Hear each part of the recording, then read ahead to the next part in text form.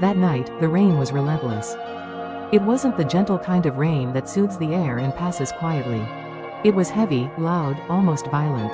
The wind pushed sheets of water across the street, and thunder rolled in the distance like a warning. My wife, heavily pregnant and only weeks away from giving birth, stood under the small roof of our front porch, watching the storm with one hand resting protectively on her belly. She said later that she almost didn't see him. In the dim light near the edge of our yard, beneath a clump of wet grass, there was a small shape barely visible through the rain. At first, she thought it was debris blown in by the wind. But then it moved. Just slightly. She called my name, her voice urgent but trembling. When I stepped outside, the cold rain hit my face instantly. I followed her finger, squinting through the downpour. And there he was, a tiny puppy, curled into himself, shaking violently. His fur was soaked, flattened against his fragile body. He looked impossibly small against the storm, like something the world had forgotten. There was no collar. No box. No sign that anyone had planned to come back for him.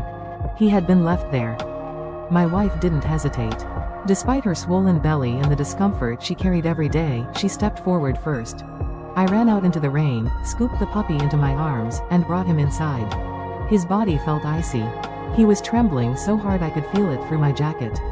We wrapped him in dry towels and turned up the heat. My wife sat carefully on the couch and held him close to her chest, her hand resting gently over his tiny body. For a moment, it was as if she was holding two babies at once, the one growing inside her, and the one fighting to survive in her arms. We warmed some milk and fed him slowly.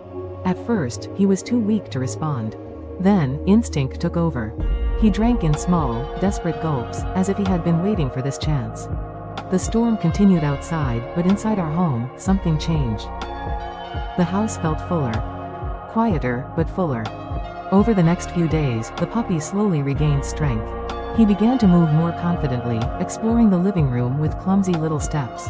He followed the sound of our voices, curling up at my wife's feet wherever she sat. It was as if he had already decided this was home. My wife would talk to him while folding baby clothes or preparing the nursery. She would smile and say, "You'll meet your little brother soon." And somehow, the puppy seemed to listen. When our child was finally born, the house transformed once again.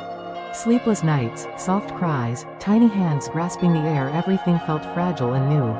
I worried at first about how the puppy would react. He was still young himself, still learning. But I didn't need to worry. From the very first day we brought our baby home, the puppy approached slowly, cautiously. He sniffed the blanket, wagged his tail gently, and then lay down beside the crib as if taking on a silent responsibility. He became a guardian without being asked. As the weeks passed, our son and the puppy began to grow together. One learned to crawl. The other learned to be patient. One cried at night. The other stayed close, quietly present. They discovered each other in small ways, tiny fingers reaching for soft fur, warm noses brushing against little hands. There were moments I would stand in the doorway and simply watch them. Two lives that had nearly begun in very different circumstances. One born into safety and love. The other nearly lost in a storm. Yet somehow, their paths had crossed under the same roof. The puppy who once shivered alone in the rain now slept at the foot of our bed.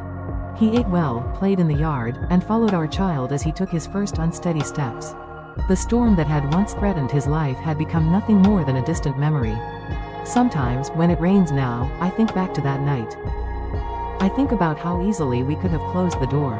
How we could have told ourselves it wasn't our responsibility. After all, we were preparing for a baby. Our lives were already about to change forever. But maybe that was exactly why we opened the door. Because bringing a child into the world teaches you something profound about responsibility. About compassion. About the kind of example you want to set. Our son will grow up knowing that on the night before he was born into our lives, another life was saved from the rain. He will grow up alongside a dog who understands loyalty, warmth, and belonging. And one day, when he asks about the scar near the puppy's ear or why we found him that night, we will tell him the truth. We will tell him that family isn't always something you plan. Sometimes, it arrives in the middle of a storm. And if you are brave enough to open the door, it stays with you for a lifetime.